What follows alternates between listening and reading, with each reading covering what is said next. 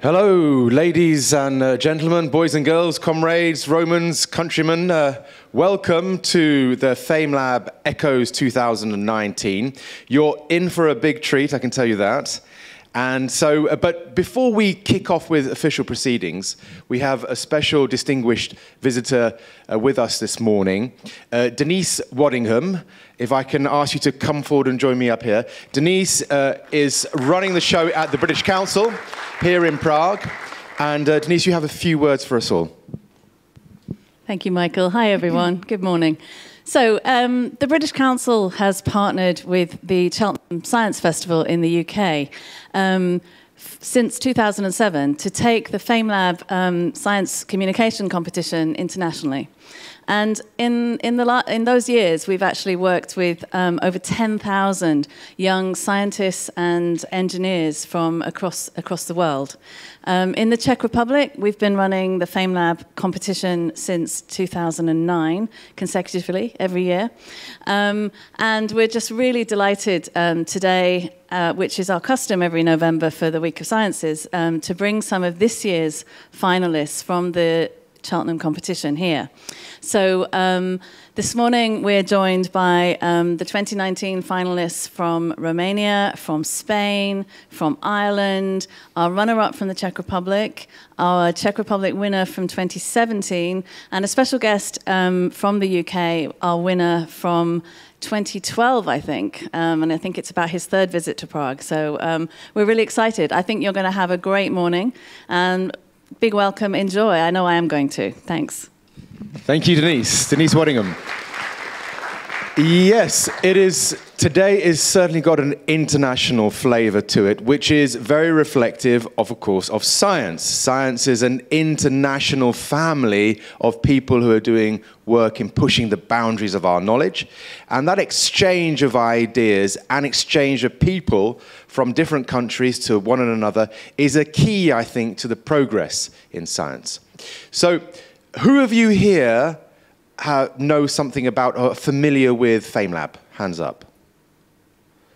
Okay, so not many of you, which is good. So FameLab is a competition in which young scientists have 3 minutes to talk about their work. And in that 3 minutes, they've just got this stage, this small area here, to convince you to the charms of their work. And what we have is a competition, which Denise alluded to. And in that competition, there are some panelists, some judges, usually 3, certainly here in the Czech Republic. And they make an adjudication of the presentation, how attractive it was, the science, you know, how true it was to the science, and the ability of the individual to get their message across to you in the audience and convince them of its value. And ultimately, after a semi-final here in Prague and a semi-final in Moravia, in Zlín, then there's a final of which the winner is sent to Cheltenham to compete on the international FameLab competition. And indeed, today we have several of these finalists from international centres who will be giving their talks to you today. But today is no competition. Today is about just fun. It's more of a relaxed atmosphere. And today, all of you here will be playing a really important role. Because you're all welcome to ask as many questions as you would like of each of our competitors, each of our talkers, our speakers, about the fields of science they'll be mentioning to you. So it really is an opportunity to grill them and get some questions in there, and hopefully we can start up an interesting and exciting discussion about the science which is going to be mentioned here. Okay, without any further ado then, I'm gonna invite onto stage our first speaker, and she is the wonderful, the beautiful Sofie Kolibová, who is the runner-up of this year's Czech competition in FameLab. Welcome, Sofie. Hi. And Sofie has been doing her PhD in Prague in biochemistry. She's interested not just in the science, of course. She enjoys spending time with her friends. She enjoys wine, and she enjoys swimming. Although I should imagine not swimming in wine, but in water. And today, you're also very interested in the smallest things that we can have around us and trying to see them using microscopes. So Sofie today will be telling us a bit about microscopes. The floor is yours, Sofie.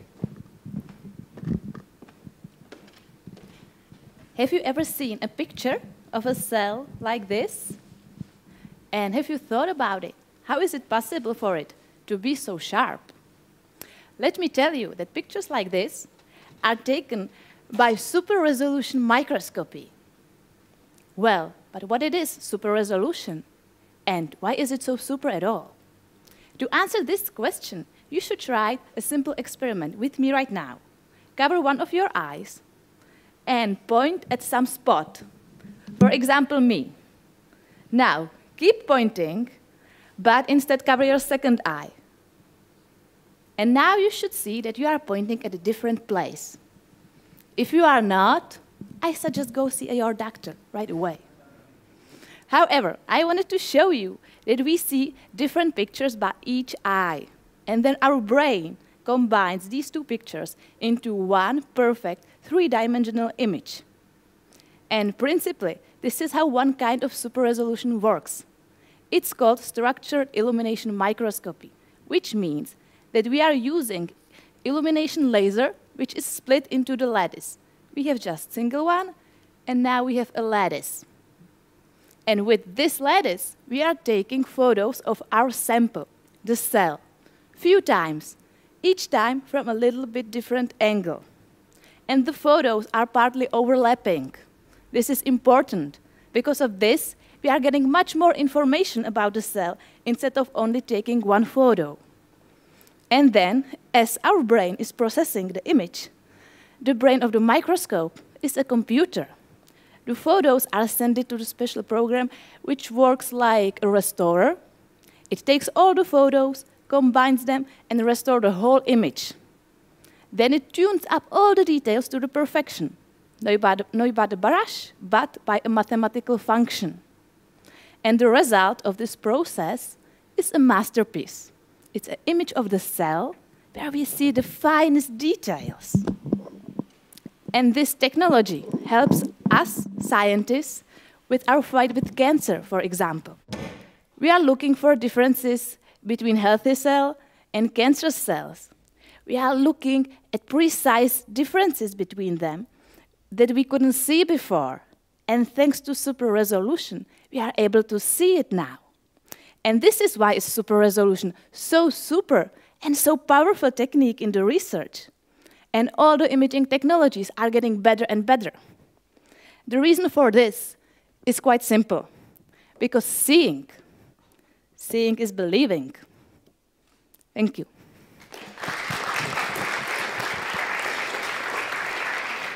Thank you very much indeed. Well, seeing is indeed believing, and believe me, she is here next to me and willing and ready for your questions, if there are any questions from our audience.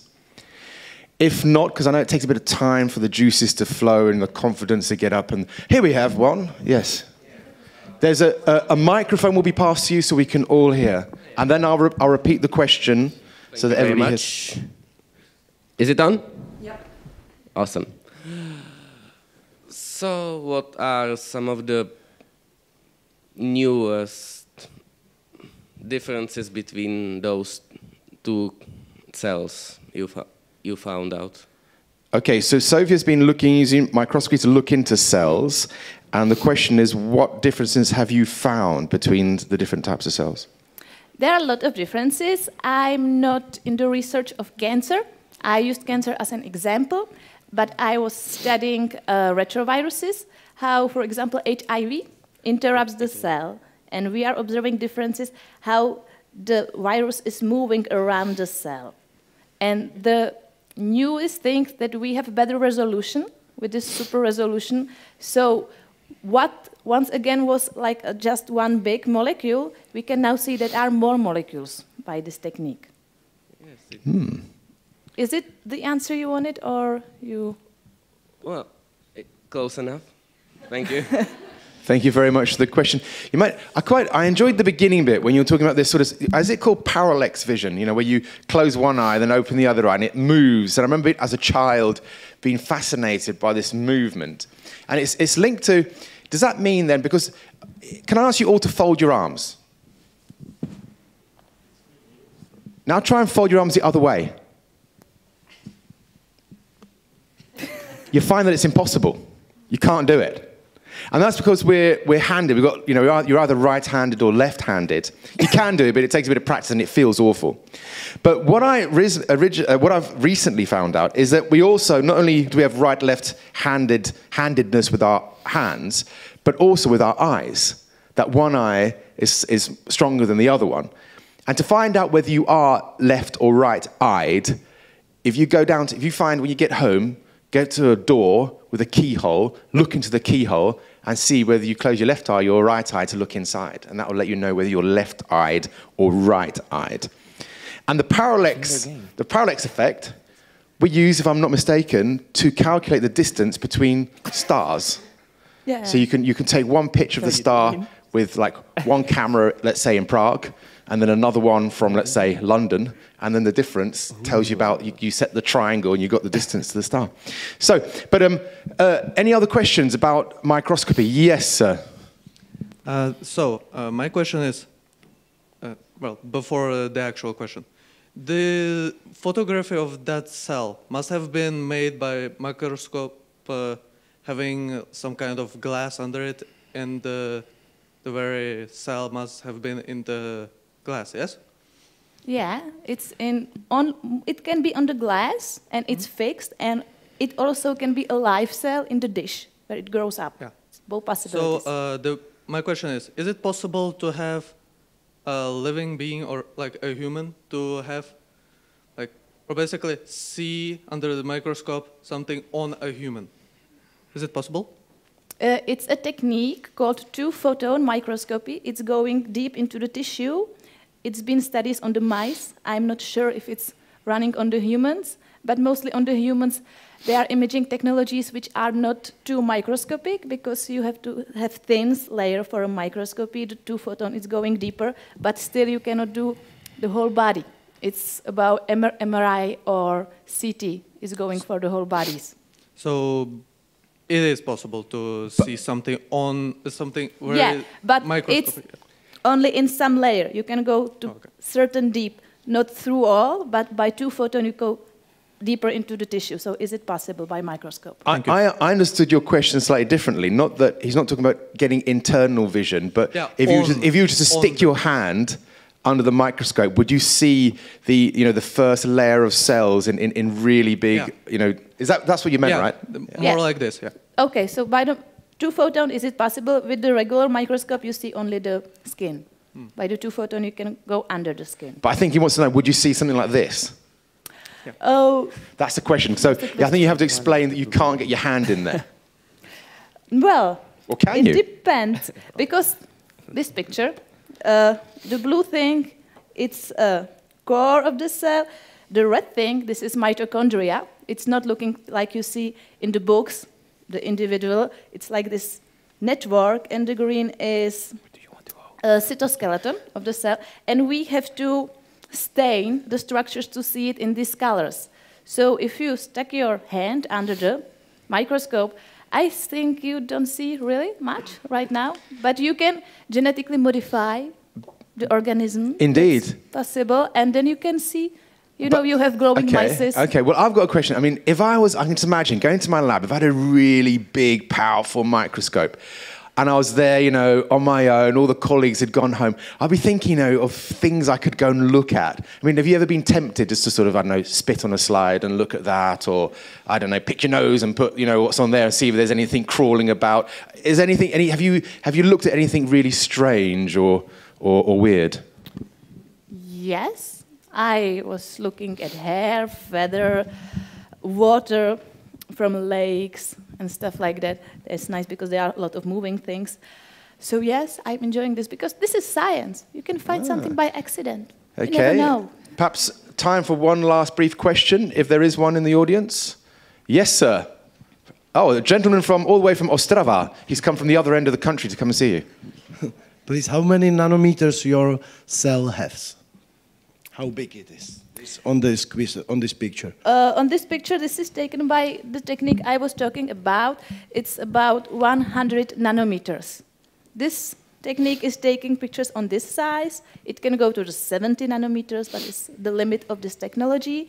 There are super resolution techniques which are going in the better resolution, but they are not capable to record the live cell imaging, and this is the best suitable case for the live cell imaging, but we can go to the better resolution with super resolution. It sounds nicely weird. It does. So that's 100 nanometers, so that you get a sort of ballpark image. I am about 2 billion nanometers tall, so it'd be about 100 million times smaller than me. Yes. I think, okay, is it a quick question, sir? Yes, just a quick one. Really simple. Is the microscope powerful enough to see atoms? Can we see atoms with a microscope? We can see atoms with a microscope, but no with fluorescent microscope. These are electronic microscope. Electron microscopy are able to see even the atoms. But it's a little bit different technique, but it's not shining like in this, the fluorescence and colors, but by electrons we are able to see the atoms. That's possible. That's right, an electron microscope. So with that, we went down to the smallest, minutest possible resolution microscope has. So I think that's a nice and appropriate ending. Ladies and gentlemen, please, a warm thank you for Sofia. And now we're going to move on, and our second speaker is a gentleman, Iñaki Echeverría.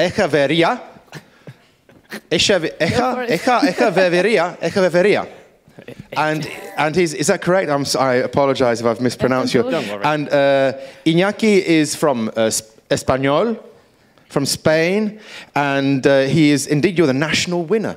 That's it. And Iñaki is working as a PhD student at the University of Navarra. Mm-hmm. Indeed. And you're a physicist, but you're interested in the movements of pedestrians. Is that correct? Yeah. And indeed, you're even studying, or you're seeing how to use physics to predict the movements of people walking around. Are you able now to calculate or predict where I'm going to go next? Probably not. Okay. Other than that, I know you like, you've been interested in science documentaries since you were a young child. I share that with you. Some of my fondest memories were watching Horizon on BBC with my dad. I think at the beginning it was simply because it was just nice to be with Daddy. Mm-hmm. And then eventually you actually begin to understand these things and the whole world opened up for you. So I think maybe we have that in common. Also, you enjoy the theatre and sort of, I don't know, the exhilaration of being on the stage. And you're bringing some of that to your science, and you're speaking about science in theatrical settings like today. Yeah. So welcome to Prague, and good luck. Thank you.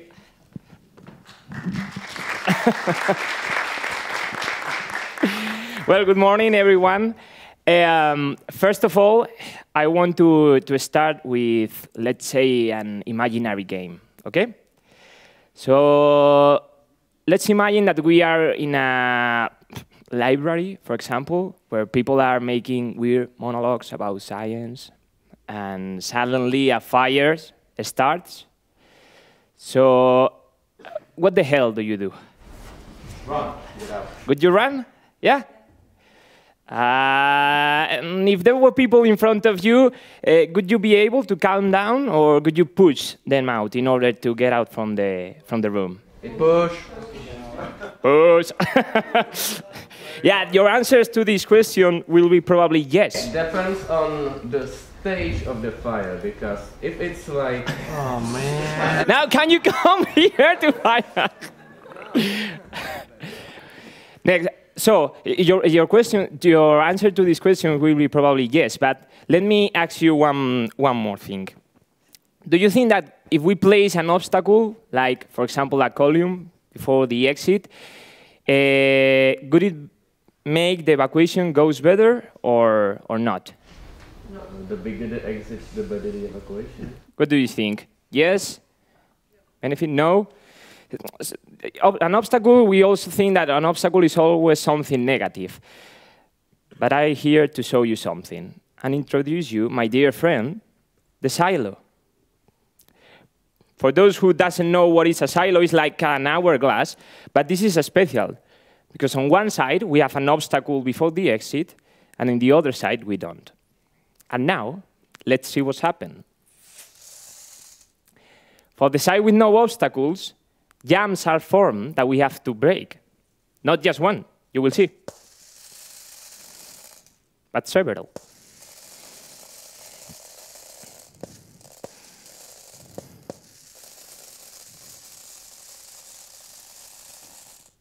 And now let's see what's happened for the case with an obstacle.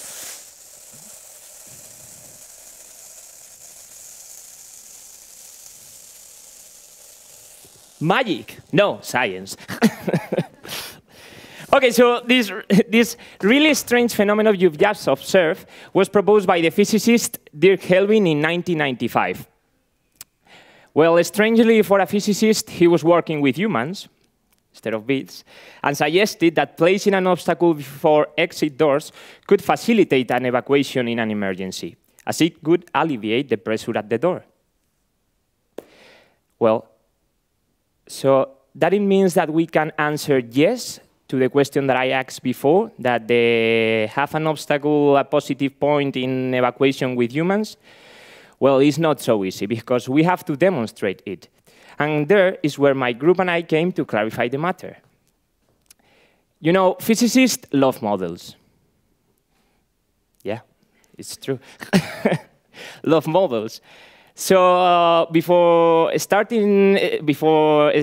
experimenting with humans, we were looking for a living being that allow us to perform so many experiments. You got it, SIP. So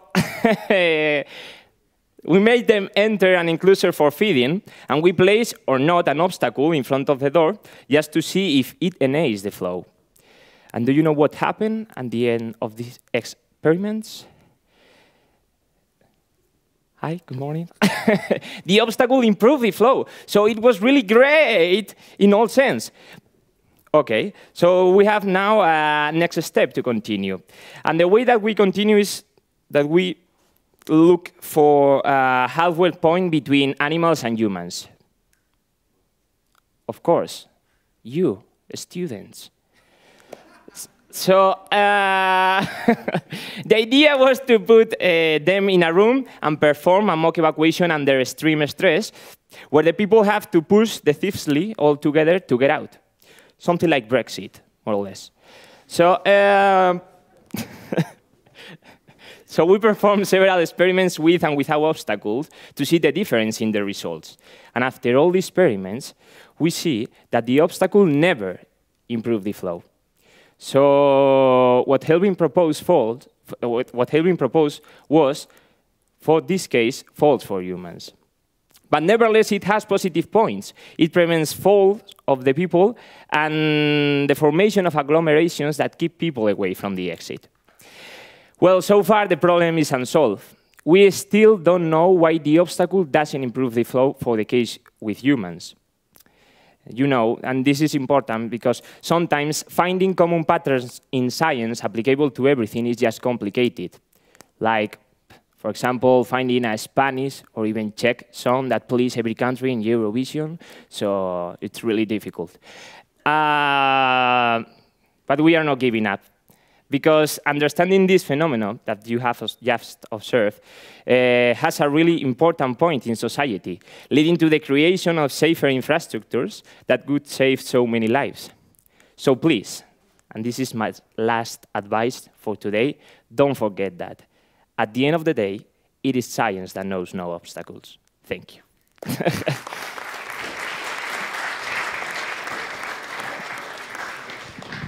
Iñaki, thank you very much indeed. A fascinating talk. I mean, it's almost like a paradox. One would not make the assumption that a barrier could have such a positive effect. Are there any questions from the audience? None at all. So, have you been in contact with companies who design and big buildings? Are they interested in your research? Yeah, so For example, there are some companies who organize some, for example, a concert or something. I didn't want to design which is the best way to put the exit ways in order that jams are not formed. So these kind of companies contact to us. Okay. And I was going to ask, if we've got your display thing here, now. This is a circular object. Yeah. What happens if you have a square or a dime? Is there an optimum shape? Let me explain. The only structure that we use is that kind of obstacle. It's true that there are other people that use square obstacles, even 2 columns. But the problem is that we are physicists, and we want to understand, not to give an optimus, let's say, obstacle for each situation. We want to understand the problem inside this. So that's why we want to reduce all the problem in order to understand what is happening. But it could be your next grant proposal. Yeah. That you change it for like a diamond. I could see a diamond working well. And then would there be some sort of interesting quantum effect money. if you had like a whole grating there, what would happen? So anybody, maybe with some other questions about walking, being a pedestrian, walking around Prague. Has anybody had any experiences where you thought, that's a bit strange? Yes, young man, Tomáš. You always face the problem that humans behave differently compared to bees. Yeah. And so what about this link? If you have a model like this one, isn't it simply too trivial? Well, to simulate the behavior of a human frog? No, it's not. It's really difficult to simulate or even know how humans behave in this situation, and it also depends on the cultural, let's say, environment. I mean, probably Czech people doesn't behave as Spanish people because we have our own culture, and that's really important. But the story. The Czechs love to queue. Yeah. I don't know if that makes a difference. No, they don't. But the story is, at first, Helvin in 1995 proposed this, that placing an obstacle, he was working with humans and proposed that placing an obstacle could enhance the flow or could be a beneficial point to the evacuation. So firstly, before trying with humans, we want to understand the problem with no living beings. So that's why we start with bees. And then we showed that we saw that it works for the case with working with bees, and that's why we started experimenting with living beings. Also, we as I said, we used sheeps, and also it works. And finally, we end up with humans, and it doesn't work. So I don't know how to say. Isn't it related to how effectively these animals can organize themselves? Yeah, probably. The thing is that. Well, I mean, the idea at the beginning is very interesting, that you put obstacle and you can make it more sort of fluent, or you can make it flow very effectively. Yeah, the idea is that the obstacle reduces the pressure in front of the door. So that's why for the case with bees and also for ships, it has a positive point. But we don't know, even though it also reduces the pressure at the door for the case with humans, it doesn't translate it into improvement in the evacuation. So What happens if you exchange the beads for, say, molecules of helium gas, or whether you exchange them for water? What happens if this was water?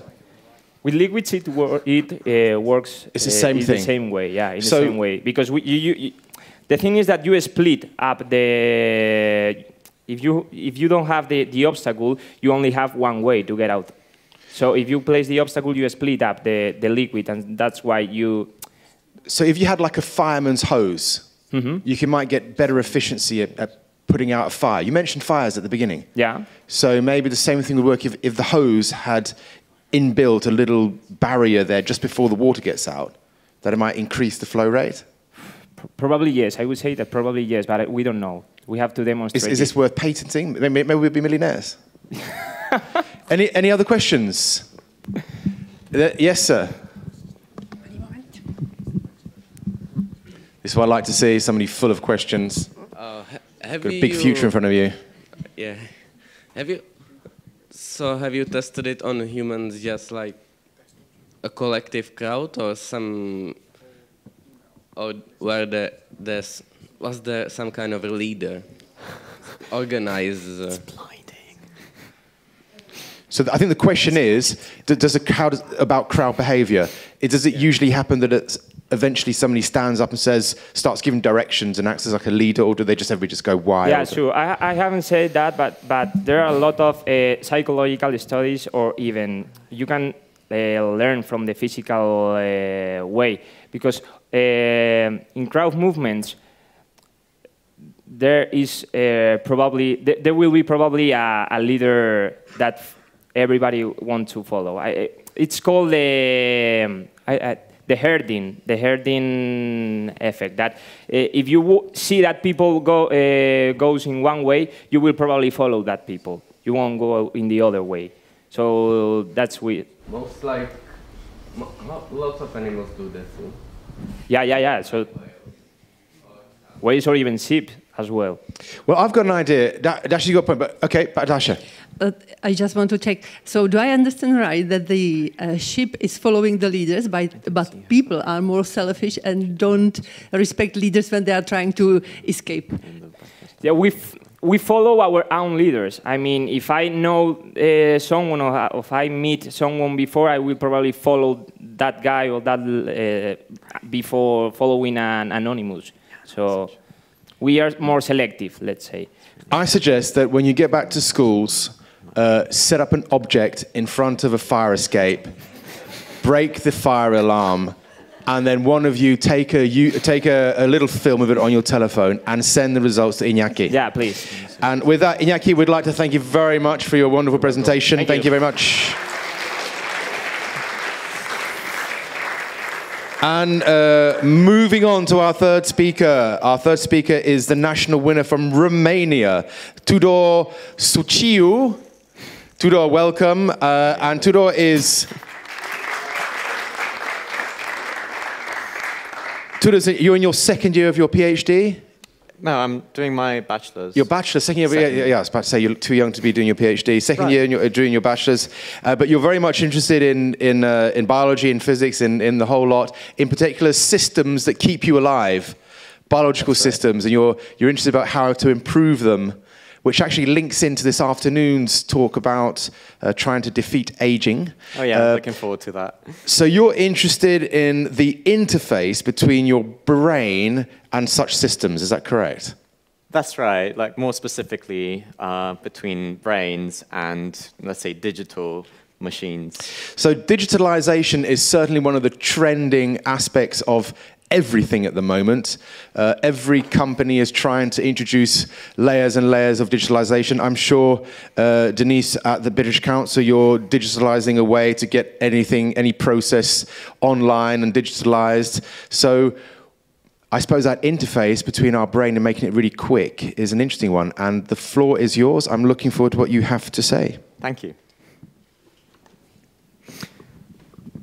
Your brain is what essentially defines who you are. It's the reason why you can remember your first kiss, and also your first breakup, which, by the way, was completely her fault.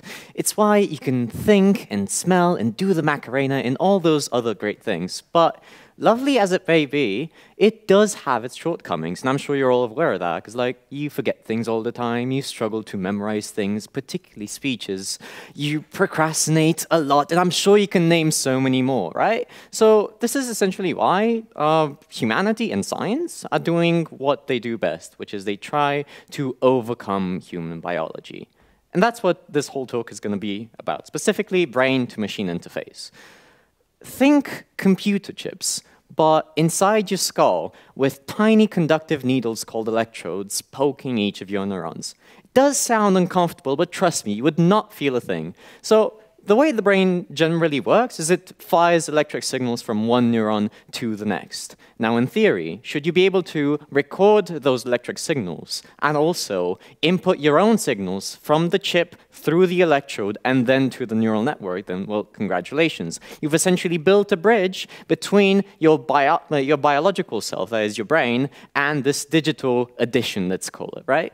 And that's wonderful because, see, biology is very hard to control and to program externally. But a digital chip like that, you can program, you can control, and what's more, you can link it up wirelessly to other digital components, like maybe a sensor on the door, or your car, or another chip inside another person's skull. And I'm sure you can think of all the possibilities that this opens you up to. Like, for instance, communicating just with thoughts and images, like dropping the clunky intermediary of language and words, or like performing billions of calculations every second, recalling information from the internet as if you always knew it, and so many more. But that's if we get there.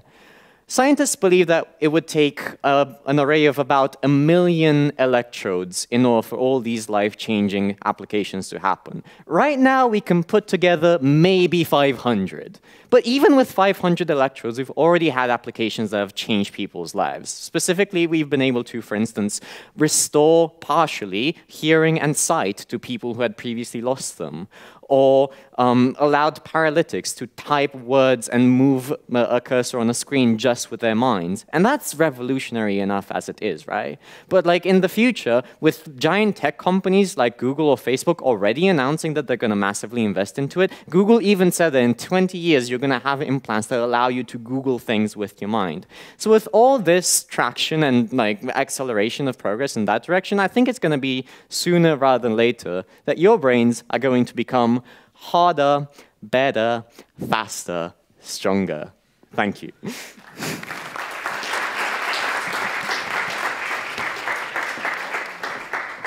Thank you very much indeed. Fascinating stuff. So, any questions? I can see the gentleman at the back. If you wait a short moment for Dasha to run up with the microphone, hand it to you like a baton in a race.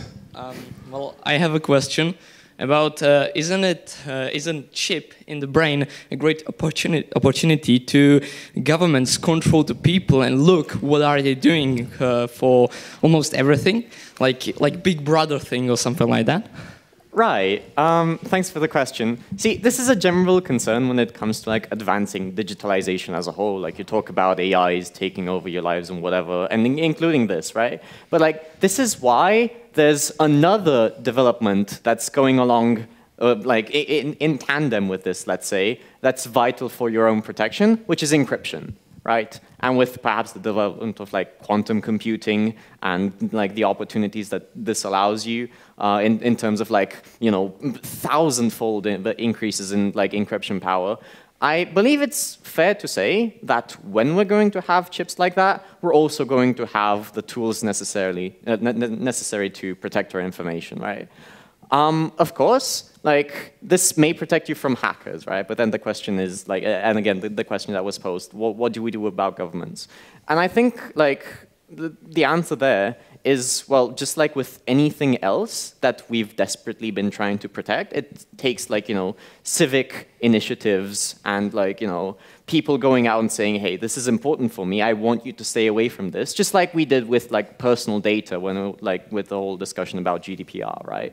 So it's really a matter of if people are interested, and they definitely will be interested in protecting their brains from access, then democracies offer them the means to do so. Yeah, I just wanted to add to that this is already happening via what you do on Facebook, social media, Google, what you're Googling. They already know a lot about you, and that has been manifest in very recent political outcomes, both in America and Britain. Yes? Well, even though that what I'm doing on my phone, question or answer is that if I do something on my phone, I still have my brain to be secure. When, it's like when you do something on phone, you can actually change change something on the phone to just, okay, I don't want this type of data to be shown. So you just destroy it, or like deleting it. I know that deleting doesn't actually delete the file at all, but precisely. Let's say it works. And if you have the brain still like only for yourself, and the chances that nobody's gonna get you, it's still much safer than having a chip and some sort of like guarantee from the government, okay, we will not gonna get into your brain, because, well, they can do anything, and it's just like this kind of guarantee. It's a bit of awkward if you say that. Right. No, I totally get the concern there. But like, here's the thing. Right now, okay, in 2019, if you were to choose between letting the government access your phone or like your social media accounts and letting them access your brain, I would argue it would be safer for you to let them access your brain and keep your phone safe, right? Because like, think about it this way. You don't remember exactly where you've been 5 years, 7 months, and 3 weeks ago. You don't have like photographic memory of every moment you spent. But like on your social media, you have all that data. You have like all the images and all the people you've been and all the locations saved up there, right? So like, again, this concern already exists on people's minds, right? And it's been shown that people are giving away this stuff for free, and I think they will continue to do so. But I think that's enough about the ethics. I wanted to move on a little bit about ask you a bit about the practicalities. Okay, so, I mean, I remember listening recently to a talk by Elon Musk and their huge investment into increasing the speed. So if I Google something now, if I want to know something, I can take my phone out, Google it, and it takes a matter of seconds, and I've got the knowledge. But to compete with the brain, it needs to be in milliseconds. So we need to make it thousands of times faster, which is only possible through, you're talking about these electrodes. Right. So can you tell us a bit more about how do you see that, how does that physically happen? What's going to be necessary to do? Am I imagining some sort of lobotomy type, operation where things are opened up and stuck in? Or is this something we're going to, have as a patch? Or is this something we can, what is it? I think like a fairly easy way to understand it is like, you know Alexa, right? I think everyone knows Alexa, right? It's the little robot you put on your table and then you say, Alexa, play Despacito, or Alexa, tell me what the weather's gonna be like, or something like that, right? Have Alexa in your brain, right? And just never have to vocalize anything. Just think, Alexa, Google, let's say fluorescence microscopy for me. And Alexa's going to do that, and instantly, like, in your, like, mind's eye, let's call it, you're just going to have, like, the information there. Like, it's not even going to be words. Like, here's the thing, again, with the power that this provides you, you don't have to think in words anymore. You can just think in, like, concepts or images or something like that. It's weird to think about it, because this is something that humans have never done before, right? We've never had to ditch words, like we never had the option to ditch words in order to communicate. Okay, so maybe a show of hands. Who amongst us here would like that? Would like to have a sort of a continual Alexa in the thoughts, being able to tap into any information you wish to really... So nobody here, a hand up for somebody who would. One person, 2... 3, 4, 5, 6, mainly chaps. Oh, right. Oh, there's a couple of ladies here. That's interesting. Okay, so about, I'd say, what, 10%, 15% of you so far would do. Well, okay, and how about you? Maybe we can finish it. Would you like this? You said you're interested in these systems and your own biology. Would you be one of the first people to go, yeah, I'll go for it? I would go for an upgrade, definitely. You go for the upgrade. I mean, I can understand the skepticism, right? Because this is a natural part of any like scientific development. Like, for instance, people, like, this is an anecdote, people were really scared about any transplants. They thought of transplants like, a Frankensteinian, creating chimeric humans, just like stitching parts from other humans and putting together one creature. But like, nowadays we see them as like a natural and a normal and an integral part of medicine, right? I think it's going to be similar in this regard as well, right? Okay, well, when I go for my upgrade, I'll look forward to you doing the experiment and putting it in for me, whatever it might be. Thank you very much indeed. Ladies and gentlemen, a round of applause. A round of applause. Okay, so thank you, Tudor. And we move on to our fourth speaker, who has actually come all the way from Australia. Hayden Wilkinson. He is from Australia, but nevertheless has been living and working in Ireland for the last 6 years. No, 6 years? 6 years. 6 years. Yes. So he's gradually become, that must be, what, almost certainly a quarter of your life, if not coming up to a third. Yeah, about... So you're gradually becoming European. Yeah. And let's think, you're going to be talking about, I almost read gynecology. It's not gynecology, it's glycobiology. And glycobiology, as the name suggests, is all about sugars. Now, sugar is an evil compound that rots the teeth and makes you fat and gives you all sorts of diseases. Well, yes. However, you're looking at more positive uses for it, right? Yes. Okay, so tell us a bit about the good side of sugar. Okay. What does the Russian space station, Parkinson's disease, and this Thomas the Tank Engine lollipop have in common? Absolutely nothing. Thank you very much. Good night. No, I joke. Scientists are annoyingly persistent and will find meaning where there isn't any. In just 3 minutes, I'll show you how glycobiologists or sugar experts like myself, yes, I study sugar all day long, how sugar experts like myself have stuck together these three seemingly very different things in order to confront some of the biggest health problems affecting people. And it all starts with the Thomas the Tank Engine lollipop. Or more specifically, the glucose in the lollipop. See, glucose is one of the many useful sugars within our own body which help our cells and our proteins talk to each other. These sugars hold hands and stick out of our proteins in our cells like hair sticks out of the top of your head. These sugars we call glycans. In fact, these glycans are so important to the correct functioning of our cells that if they don't stick out of our cells in the right part, disaster can strike. Think of it like a bad haircut. If I have random tufts of hair coming out of my head, out of my ears, and out of my eyes, that's a disaster. Well, I imagine it would be a disaster for anyone if they had hair coming out of their eyes. So, by comparing our little glycan buddies between our healthy and diseased cells, like cells found in the brains of people with Parkinson's disease, we can identify biomarkers or specific glycan patterns associated with the disease. Knowing this, we can make glycan hair transplants for our cells to give them a new hairdo and a new lease for life to help breathe life back into the damaged cells. But unfortunately, for the longest time, we had no idea how to go about seeing our little glycan friends. And one big answer, and I kid you not, came from space. Aboard the Russian space station Mir in 2003, a bacteria was found in a pool of condensed water, and in that bacteria was an enzyme, and it was this enzyme that let us cut our glycans from our cells for the first time. But unfortunately, this enzyme wasn't the best hairdresser and couldn't cut all of the hairs from the cells. And for that, we must look further into the grand cosmos of space, as well as into a cosmos of the mind, to find the answers. And that's really the beauty of science. It's not about knowing all the answers, it's about finding all the answers. It's about piecing together things that seemingly have nothing to do with each other in order to serve a greater purpose. So I do ask again, what does the Russian space station, Parkinson's disease, and this little train lollipop have in common? Well, absolutely everything. Thank you.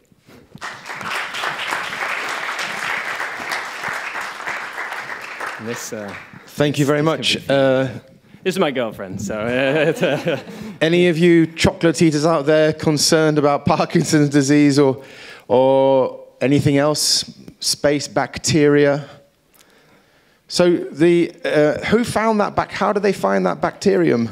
So I think when they were in space, they were worried that there might be bacteria that could potentially affect the astronauts, so they wanted to observe all the bacteria. So they scrubbed the walls, they scrubbed the roof, and there was a random puddle on the floor of the space station. So they swabbed that too, and in that was the bacteria that contained the enzymes. I don't know how they did it. I don't know why they decided to then use it on people with Parkinson's disease, but they did, and we're able to now use it to analyze. Had they expected that it somehow had mutated once leaving the Earth's sort of magnetic field or something? I don't know. Well, maybe it didn't even come from Earth. Maybe it came from somewhere further. An alien bacterium. An alien bacteria, but it seems to work very well. So look at these sugars. Okay, so let me just get this all straight. So you got this. So you're following these sort of these receptor sort of bits of a cell that are sort of looking for sugars. Yeah. And that is what's linked. So that shows you, that highlights where it doesn't cause any sort of Parkinson's, but it's individuals with Parkinson's have more or less of these. Yeah, so individuals with Parkinson's, or really it's different for a bunch of different cancers and diseases. They have cells, and keeping with the analogy, cells with different haircuts to healthy individuals. So with different glycan hairs on their heads, or different sugar hairs on their heads, and we can determine the different sugars on the Parkinson cells than we can on. And have you shown that if you remove those, if you do the haircut, them. Yeah, then it does remedy the disease, or? Well, there's a lot more to it, but see, with Parkinson's, it's a bunch of proteins and cells that just collect together and don't perform the job. But if the idea is that if you fix the hairs on them, they can now start talking and interacting with each other, with hairs sort of brushing slowly against each other. Oh, very interesting. Any questions? Any questions?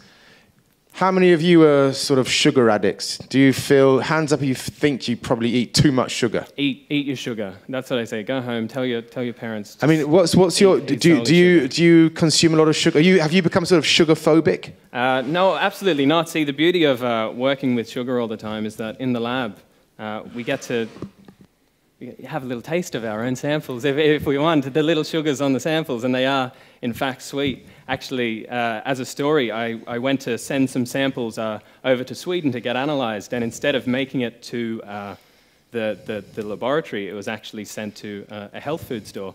So it didn't really go to the wrong spot because it's just sugar anyway. So they could eat it if they wanted to. And do you believe, I'm going to come to you, do you believe then our current concerns about sugar, is that hype in your opinion, or is it real? It's definitely real, because sugar, like in the lollipop, it is only one kind. It's the glucose that we eat. But the sugars in our body are glucose, but there are also these big chains, as I mentioned, and there are also different types of sugars as well. So something like fructose, or something like fucose, or galactose, which is in milk as well. There's a bunch of different types. So that one type of sugar probably won't cut it. It won't cure all your diseases. But just try and have a lot of different types of sugar. Okay, well, from our... just wanted to ask, how does some kind of sugars, I think, cause diabetes? Oh, okay. How do they cause diabetes? Well, I don't know. I guess that would, again, be one specific type of sugar. Maybe it's a inability... What's diabetes? It's the inability to... Well, it's insulin. You're not making enough insulin to store the sugars away as glyco something or other in your glycogen in your pancreas or whatever. Yeah, so I think it really depends. Like if you have too much sugar, you build up maybe a resistance to insulin. But with these different types of sugars, we're not really eating them. They're sort of making themselves within our body. So we're eating our foods, and they sort of they should prepare themselves in the right way for all of your cells all throughout your body. But the problem with Parkinson's is that they don't sit on these cells in the right way, and so that is what causes the diseases. But that's one of the reasons. As I understand it, though, a lot of the problems associated with sugar is that the sugar is very easily digestible foodstuff for bacteria. And of course, we have a huge biome of various microbes in our guts and elsewhere, which many of them are very good for us. Some of them don't do such good things, and a lot of it's associated with that. Is that true? Is that how it is? That one of the reasons? Well, I mean, we're eating the sugars, and it's good that we have this biome as well, and these big complex sugars that we're eating as well. We need these enzymes to break them down so that we can rebuild them in the right way in our body. Obviously, if you have too much sugar, it's going to build too much glycogen. You get very fat. But if you're having, I guess, a balanced diet, you're having the right amount of these different sugars as well, and they're breaking down into your body and then being rebuilt in the right way within the cells. And that's the problem with a lot of diseases. You can find that these sugars aren't being built in the same way and are not talking then. The cells are not talking to each other properly. Any more questions? Yes.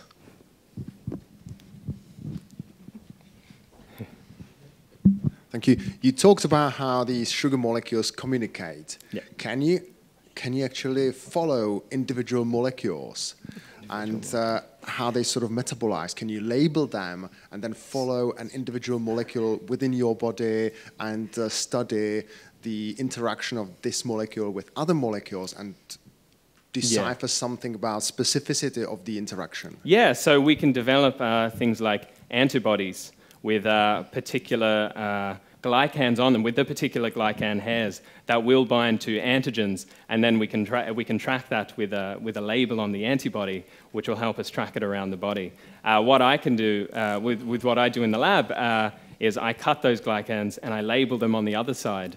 So they're free to roam around, and I analyze them with a fluorescent label that's on those glycans there. But yeah, we can bind different sugars within the body to these antibodies that come in, and they have the hairs that will match up with the hairs on the antigens. Thank you. Fantastic. Well, in that case, thank you very much for all this information about the sugars. I feel quite a sort of a sugary hit into the brain of sending off some dopamine signals.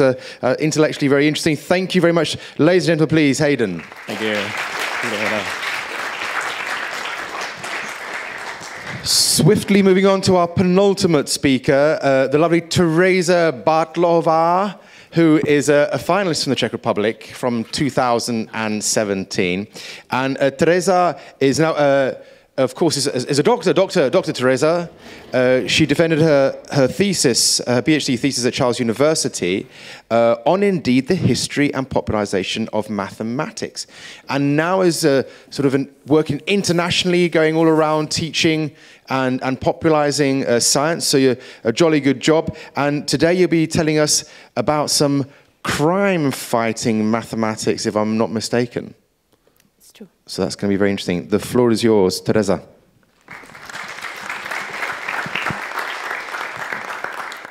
Hi. I have a riddle.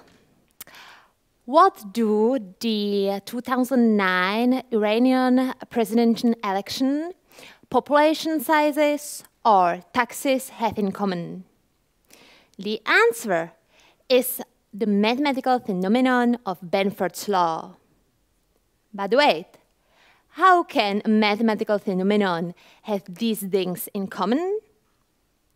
Benford's law states that in real-life numbers, in the set real-life numbers, the leading digit of any instance in that set is most likely to be number 1 than other number.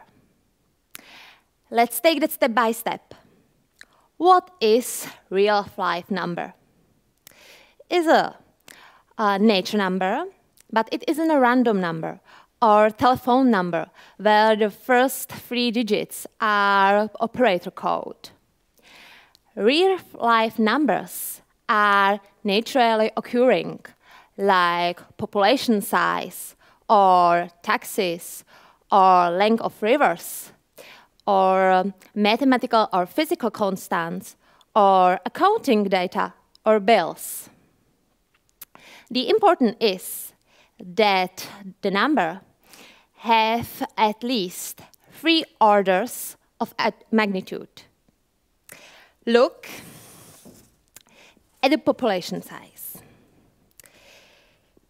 Here, there is population of all the countries in the world. And look at the leading digits of all those. For example, here is the Congo, 5 million, and so on. The leading digits is 5. We can see that some numbers start with 1, some will start with 2, 3, 4, 5, 6, 7, 8. So we have 8 and 9. So we have 9 possibilities. You might imagine that each one of those possible leading digits are equally likely to appear. So that's 1 in 9. But it isn't.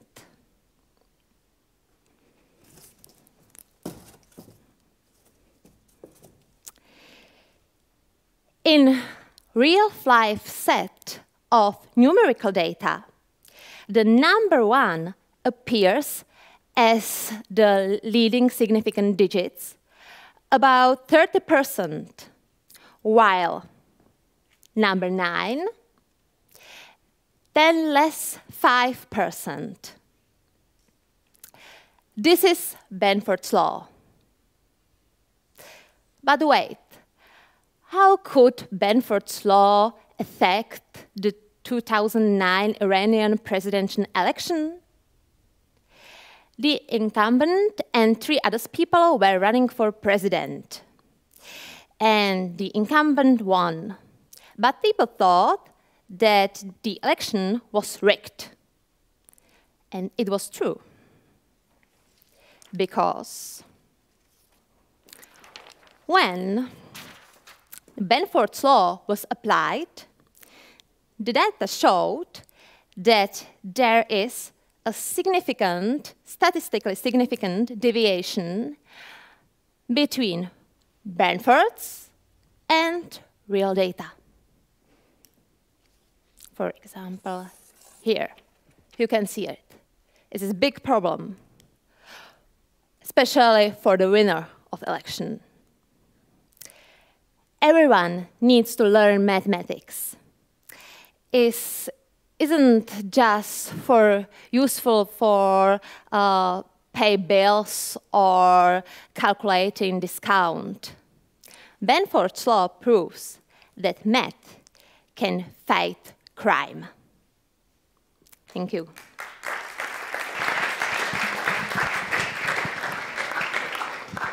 Benford's law, and Benford, does that apply, for example, let's say with ages? So if you take the human population, no. Will 30% of people be between the ages of 10 and 19? Because this is a small number. You have at least 3 orders of magnitude, so big number. I see. So it's only relevant for small numbers. Ah, fascinating. Okay. Any questions about Benford's law from the back there? Yes. May I, before I pass it on to the guy there, my question is, where else is it used? Is it used like big insurance companies or big banks? Of course, or with the taxes. Because people who are creative with their taxes to benefit to their own pocket tends to use too many 8s and 9, for example, at the beginning of the number.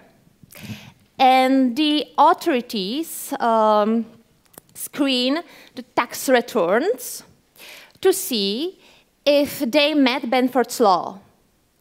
And if not, if there is some significant difference, statistically significant difference, like that, a fraud investigation or tax audit is conducted. Hello. Well, I have a question related. I hope so. It's related somehow.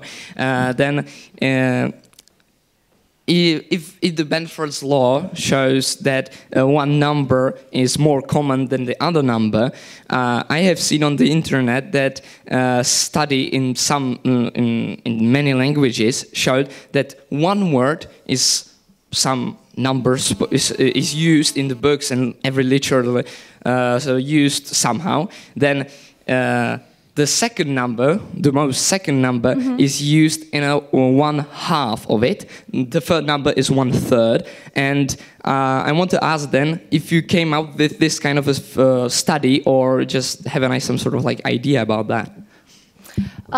Benford's law is applied for the first number and, of course, for second number, and so on. It's for all number, yeah. But if I understood right, it was a question if this can be applied also on words, on languages, no? Or I didn't understand. Yeah. It's different law.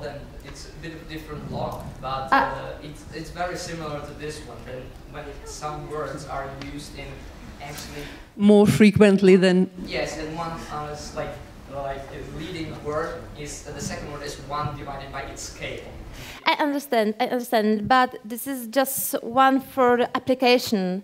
In these days, is useful in coding data and in taxes. But yeah, this is application of Benford's law. Yeah. International standard. Can I perhaps ask, who was Mr. or Mrs. Benford? He was a mathematician, of course. A mathematician, of course. So, and anything else that's interesting about when did he discover this, and how did he discover it? What was he looking into? What was his data sets? It's interesting because he took a logarithm table, and he found that the first pages are more not clear. No, it's a very dirty maybe. Then the number start with 9, 8. So that was his beginning thought. thought. To think about it. Yeah. Mm-hmm. Yeah. Very good. And so, have we? You were talking about the application of it to the Iranian election. Have they done it for Trump's election and Brexit? Of course, but it was okay. It was okay. Yeah. And no. You just shattered my dreams. Okay, anybody fiddling their taxes here that need to consult this young lady how to get it right? Because it's made me think now. I mean, I don't fiddle my taxes, but I'm thinking I better check Benford's law just to make sure that it is all right. But yeah. You have to use number 1 at the beginning. But the beginning of what? Like, so at the beginning of what? So does it mean like all the invoices I should always ask for either 10 or 100 something? Okay. Right then, any other questions about mathematical laws? And yes?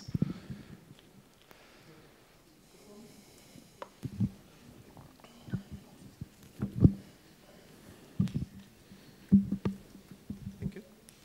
So you said that this law could be applied to solving crime. You didn't very much explain It's just start a fraud investigation. It doesn't mean that it's fault for sure. So just for fraud, not like actually murders or like. No. Okay. No. That has to be much more explained. Fraud. Yeah, because it sounded like crime of whatever kind. Yeah. So, thank you. No, it does work like that. I mean, if there's a murder found, they ask you for your address, and if you live at number 1 or 10 or 11, it's you. You did it. So, isn't it? I have a bit of a problem with the word law. Isn't it more sort of empirical, and that you can use it really to first look whether something is wrong, but if you find something wrong, it doesn't have to mean that it is wrong.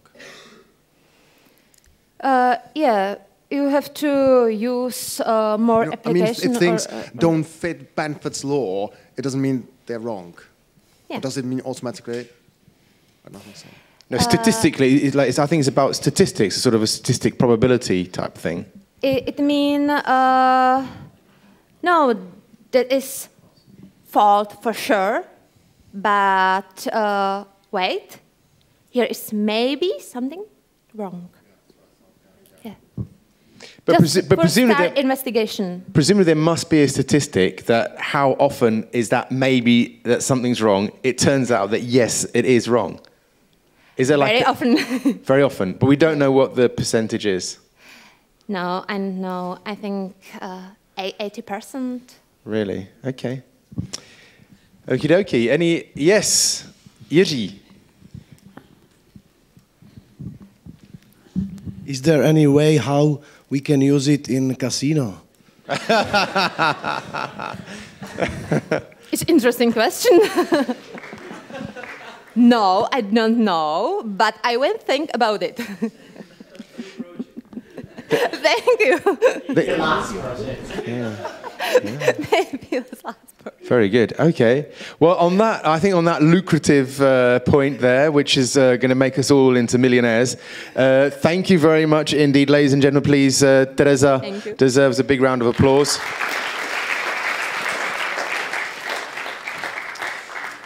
Thank you, Teresa. And I'll just put this to one side. And we sadly move on to our final speaker, who is a gentleman from England, and his name is Dr. Andrew Steele. And he's a scientist, a writer indeed, a popularizer, a man of many talents and skills. He's currently writing a book about, come join us, Andrew.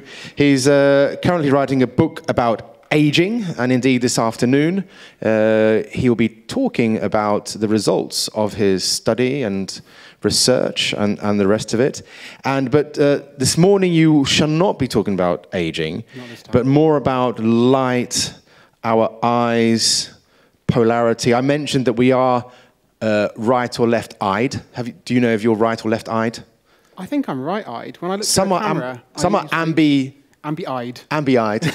There's probably some Greek or Latin for that. But yeah, I think I can't show. I'm not sure if I look at this, because I reckon I'm left-eyed. You reckon? If I go down to a keyhole, I reckon I do look with my left like that. I think I'm left-eyed. It's a good job we don't live in like ancient times, because you'd probably be considered the devil. Yeah, the devil being left-eyed. Okay, well, so I'm going to quickly escape the stage before I get accused of being a devil. And Andrew, the floor is yours.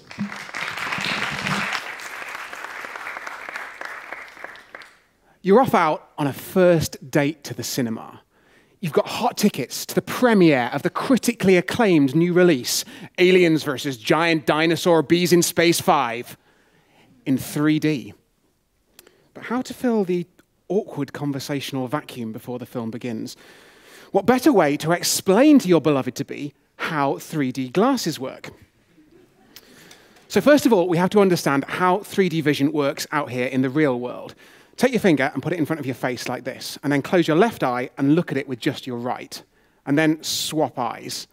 Can you see that as you swap eyes back and forward, your nearby finger seems to move against the faraway background?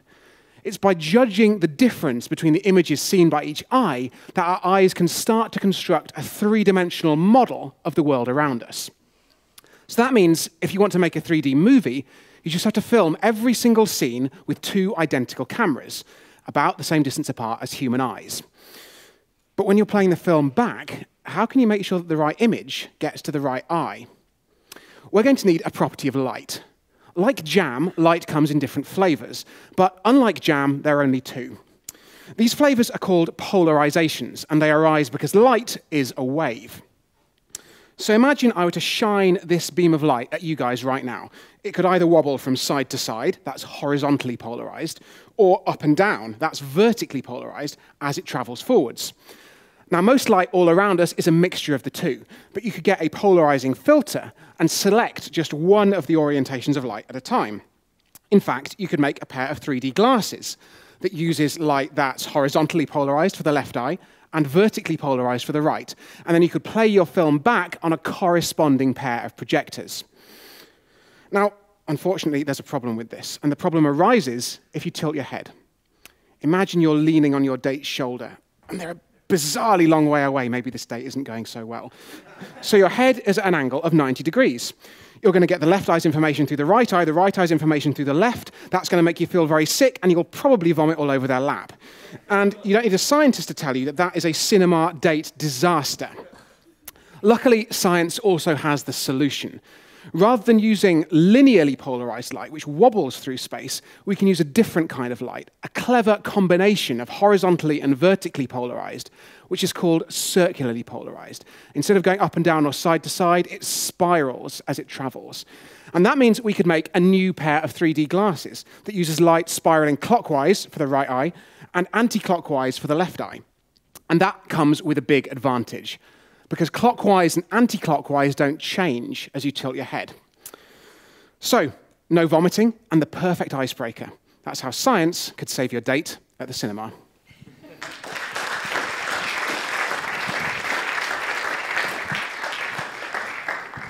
Thank you very much, Andrew. Highly illuminating. Well done. Yes, any questions about light, our perception of light? Dating advice, I do it all. Dating, taking Andrew out to the cinema, vomiting on his lap. Anything you like, really. There's a question here. Right, so I kind of got a bit stuck, like, at the beginning on the finger thing. So, like, if I focus my eyes on you and I put my finger in front of me, I see two fingers. Yeah. If I focus on my finger, I see two Andrews. Why is that? Well, there's something interesting going on with your vision. It depends how close you hold the finger, and it depends whether or not you've got a reflex that makes you go cross-eyed or not. And I'm afraid I'm not expert enough in the visual system to remember what that's actually called. But you should, I mean, if I do it, just experimentally, yeah, I think I get two fingers too, and it's probably because of just how close it is, because your eyes are only adapted to judge, you know, obviously it's so obvious that your finger is right up in your face, there is no need for your brain to do any like detailed calculations in order to work out that it's nearer than everyone in the audience is for me. Yeah, I think what's important here is to remember that we don't actually see with our eyes, we see with our brain, and so the eyes are taking two images, so there should be actually two images of everything going to your brain, and your brain's processing that into a three-dimensional single image. But then if you're concentrating on your finger in front of you in the foreground, I think the brain then forgets to combine the two sets of data coming from what's in the peripheral vision. So it's a question of your brain sort of it's focusing on that one thing, and it's the rest of it's just... a very good way of putting it. Yeah. Anybody else? Yes, Tomasz. So, and in the history, what kind of, when I go to the cinema these days and watch something 3D, it uses this circular polarization? Usually. So there are two different types. The circular polarization is used in a technology called Real 3D, which is the most common like brand of 3D cinema. But if you go to an IMAX, one of the ones with the really massive screens, and watch a 3D film there, they still use linearly polarized light, so it varies. And have you ever been to this cinema where they used this non-circular polarized? And tilted my head? Yeah. I think it's very ill-advised. No, I haven't actually. I should try it. Yeah. But preferably not with a date. I was wondering whether you have some personal experience with vomiting. And actually, what inspired me, especially after the... what inspired me to write this talk wasn't a date at a cinema. I should emphasise. This girl wasn't my girlfriend, but I've got a friend who. But you did vomit on her. Yeah, I've got a friend who doesn't have depth perception because she's got a lazy eye, and we all wanted to go like a group of friends to see a 3D film. But she finds them really like painful and makes her feel slightly ill because she sees two images the whole time, even if she's wearing the 3D glasses. So what I needed to make was a pair of 2D glasses in order that she could enjoy the film. And so I realized that if you, well, let's use these ones as an example because it's nice and easy. If you get two pairs of these 3D glasses and cut them in half, and then make two other pairs of 3D glasses, one of which is two right eyes and one of which is two left eyes, you then have two pairs of 2D glasses, which means that someone who doesn't like 3D films or someone who feels ill watching 3D films can still come along by wearing your sort of Frankenstein glasses that you've butchered for them. So that's what inspired me to write this talk. But I must admit, I was at a conference a short while ago, and one of the stalls there of people was a company presenting, and they had these. They're interested in novel materials for building and construction. And they had these, those three-dimensional goggle things you put on, and you can walk into their building, you can interact with their materials and everything. And as soon as I put them on, I did feel like vomiting. I did feel really nauseous, and it did occur to me that maybe, what do you think? This is bouncing an idea off that it could be linked to this thing I started off beginning talking about, that we could be, left or right-eyed. And if you've got, if you're wearing these glasses. There's a presumption that you're 50-50. If you're not, let's say you're left-eyed 80-20, 70-30, whatever, really then you're getting really strong in one eye and really weak in the other eye, and that might be what sends you off going into a nauseous cycle of, I'm going to die because the one image is really strong and the other is completely... Because the brain, what is causing that nausea? I think it's really interesting because clearly your brain is trying to like integrate a load of different stimuli. So, when I'm still on this stage now, my eyes are obviously looking at lovely Michael over there, and I've got a sort of sense of how far away he is, and that the stage is flat, and the temperature in the room, and and the fact that I'm standing upright. So I've got this whole load of senses, so my ears are judging my balance. They can tell whether I'm upside down or the right way up. You've got all this information that your brain integrates to generate sort of a perception of the space around you. But as soon as you put on those 3D goggles, all you've got, or this virtual reality headset, sorry, all you've got is this, the image doesn't correspond to what you're actually experiencing in reality. And I totally nerded out about 3D cinema when I wrote this talk as well. It's actually really, really tricky technically, because like you were saying with your seeing double, your eyes actually do converge and diverge. So when you're looking at a close-up object, your eyes are slightly cross-eyed. And so that means that if you're filming a 3D film and you're filming an actor who's close up, there's a lot of debate in 3D cinema as to whether the two cameras should be pointing directly parallel or whether they should be a little bit cross-eyed to be looking at the actor. And this can change how the audience perceives the film, and in fact, whether or not they feel good watching it. And if you get, if you get the focus a bit wrong on one of the cameras and not on the other camera, and that can make you feel a bit weird. The other thing that's really strange about a 3D film is if I want to focus on you, on my finger, or you guys in the audience, my eyes are just naturally doing that all the time. Whereas when you're in the VR goggles or when you're watching a film, the focal point has been chosen by whoever wrote the software that the goggles are using or whoever filmed the film. You can't just look at an actor behind the person who's in focus. So there are all these things about 3D cinema and virtual reality that don't correspond to our experience of actual reality, which just mean that your brain can go, oh, I don't like this. I think I'm going to vomit. Mm. Okay, any other questions? Yes, the young lady there. Dasha, quickly run faster. Come on. Yeah, dash it, Dasha. Thank you. And what happened with old glasses where we have one eye green, another one red? It worked pretty good, I think. Why everybody discarded this option? I think the reason is that it's much easier to make a color 3D film if you use these polarized glasses, because any color of light can go into both eyes. The problem with the red and the green ones is that sometimes if you have an object, so the most common color is red and then cyan, which is a mixture of blue and green. And you might know that the primary colors, the colors we use to see, are red, green, and blue.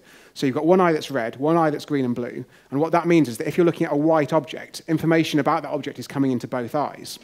But imagine I was making a 3D picture of this room now using red, cyan 3D glasses. All the chairs would only be visible in my left eye, for example, and all the carpet would only be visible in my right eye. And my brain would have real problems like integrating that into a coherent 3D image. So if you want to show people a color 3D film, although you can do it with this red cyan glasses, as soon as you get an object that's very red or very blue or very green, sort of at the extreme kinds of color it could be, it starts to look a bit weird. So that's why the polarizing ones are preferred these days, I think.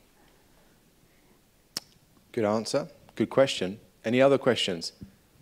All the way over the other side. Hands up again of the questioners.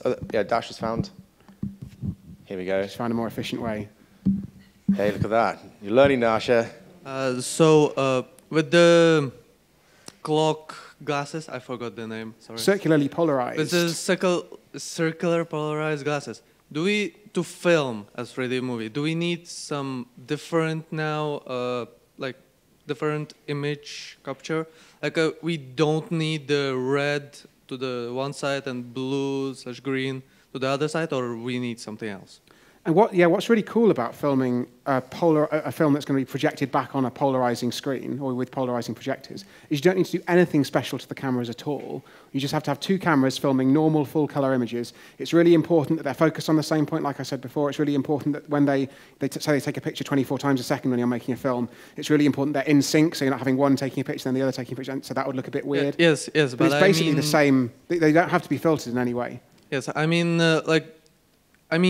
the way that the captured footage is projected. Mm-hmm. Do we need to change that? Like instead of the red to the side, blue to the other, do we need to change that for those glasses? Exactly, yeah. So when you play a 3D film back, you have to play it back in a way that corresponds to the glasses that are being used. So if you've got red on the left eye, green on the right eye, you put a red over the right projector and a green over the left projector. If you've got linearly polarized, you put vertical over the left and horizontal over the right. If you've got circularly polarized, you put a filter that makes it clockwise on the left and anti-clockwise on the right, and so on. So whatever combination, you have to make sure the projector and the glasses match. I think I understand the point you're getting to, if I may, because certainly when listening to that, if I'm thinking back to school day physics 101, light's an electromagnetic wave, and it's got two sort of axes of propagation, that way and then that way. Yeah. So one can easily see Yes, this way, like you said. So one can easily imagine that, okay, I get it. You know, you take that electromagnetic wave, you put some active molecules through a screening which absorbs that way and allows only that way to go through, or the reverse. Got it. But we know but then you don't hear about the sort of a rotational spiral type motion of light. Is that your question? What the hell is circularly polarized light? Very good question, and actually very hard to answer. I'll try my best. The easiest way I find to think about it is it's a combination of linearly polarized horizontally and vertically, but the two waves are slightly offset. So what that means is that as the light goes forward, it's going from side to side and up and down at the same time. And if you imagine those two motions together, you actually end up with a circle if they're offset by the right amount. The way that you traditionally make it is actually to have a layered filter system. So you start out with a linear polarizer, and you end up with linearly polarized light. Then you put it through another exactly chemical that you found that smashes the vertical component of the polarized light slightly off, but leaves the horizontal component untouched. And that means it ends up as circular polarization. And what's really weird is, as Michael was saying, like this is how we're taught about light in school, right? We imagine it as a wave, and that these linear polarizations are the most fundamental form of light. But actually, that probably isn't right, because if you look at atoms that are emitting light, they tend to emit circularly polarized light. So the universe, from the universe's point of view, circular is obvious and linear is weird. But from a human point of view, this stuff makes a lot more sense. Yeah. There was another question here somewhere. Yes, Jirka. Do we have quick Dasha? We have to finish because the TV crew is waiting for. Oh, for me? Oh no, sorry. Well, they can wait. They're not as important as the audience here. Do you know what does pink glasses means? So, pink glasses, like rose-tinted glasses to make the world look nice. No, it means Jan Amos Komensky was written that if you use pink glasses. Oh, hello. You came prepared.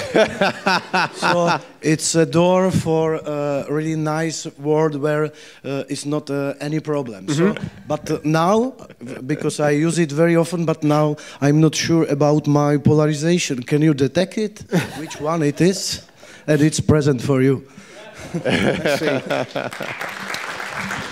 Well, ladies and gentlemen, I think that's a really nice way to end not only Andrew's talk, but also the whole event. So I would like for all of you to kindly have a large round of applause for our event organizer, Dasha Sefton from the British Council, without whom this would not take place. But of course, linked to that is a cooperation with Denise Waddingham from the British Council. Also, thank you both ladies for the opportunity to this thing.